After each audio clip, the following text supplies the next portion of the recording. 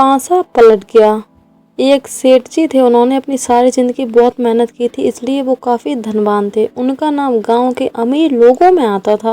उनका धंधा बहुत अच्छा चल रहा था। सेठ के पास संपत्ति भी अच्छी थी। उनके 2 बेटे थे। एक दिन सेठ को लगा कि अब उन्हें अपने दोनों बेटों के बीच अपनी संपत्ति बांट देनी चाहिए। उन्होंने अपनी सारी संपत्ति का हिसाब कर दिया और अपने दोनों बेटों को कितना कितना देना है उसका भी हिसाब कर दिया। उनके दोनों बेटों ने कहा कि हम दोनों मिलकर आपको 6-6 महीना रखेंगे। ऐसे दोनों ने मिलकर पिताजी को 12 महीना मतलब 6-6 महीने रखने का प्लान बनाया था। सेठ जी को भी अपने बेटों के इस इरादे से कोई समस्या नहीं थी और अब सेठ जी और उनके दोनों बेटों ने ये संपत्ति बांटने का फैसला गांव के सरपंच के सामने लेने का निर्णय किया। 1 हफ्ते के बाद वो लोग गांव के सरपंच के सामने ये फैसला लेने वाले थे। जिस दिन सेठ जी ने ये संपत्ति का बंटवारा करने का निर्णय किया, तभी जो उनका सबसे बड़ा लड़का था उसके दिमाग में ये बात आई कि एक बार ये बंटवारा हो जाने दो, उसके बाद मैं पिताजी को 6 महीने क्या 6 दिन भी नहीं रखूंगा। वही बात दूसरे बेटे के दिमाग में भी आई थी।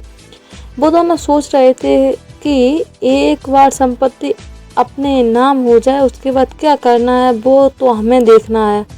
वो दोनों इतने लालची हो गए थे कि उन्होंने अपने पिता को 6 महीने रखने के लिए भी राजी नहीं थे। इस पिता ने इतनी मेहनत करके इन दोनों को संभाला था, वो दोनों मिलकर भी अब पिताजी को संभालने के लिए राजी नहीं थे।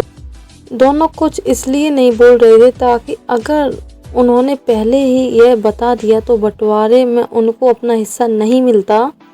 अब आखिर हफ्ता पूरा हो गया और वो बंटवारे का दिन आ गया। दोनों बेटे और पिताजी ये फैसला लेने के लिए गांव के सरपंच के पास जाते हैं।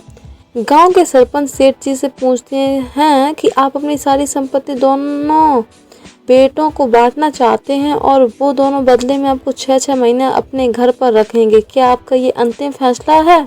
तभी सेठ ने कहा, जी नहीं, मेरा अंतिम फैसला ये है कि मैं अपने दोनों बेटों को 6-6 महीने अपने पास रखूंगा और बाकी के 6 महीना वो अपने हिसाब से रहेंगे। सेठ का अंतिम फैसला सुनने के बाद दोनों बेटों के पैरों के तले जमीन खिसक गई और वो दोनों हक्के बक्के रह गए। वो सोच क्या रहे थे और हुआ क्या। सेठ जी ने तो पासा ही पलट। इस कहानी में जैसे सेठ जी ने पासा पलट दिया, इसी तरह जिंदगी में भी ऐसा ही होता है। अगर हमारे इरादे सही ना हो तो कभी कभी भगवान ऐसा पासा पलट देते हैं कि जिसकी हमें भनक भी नहीं होती है।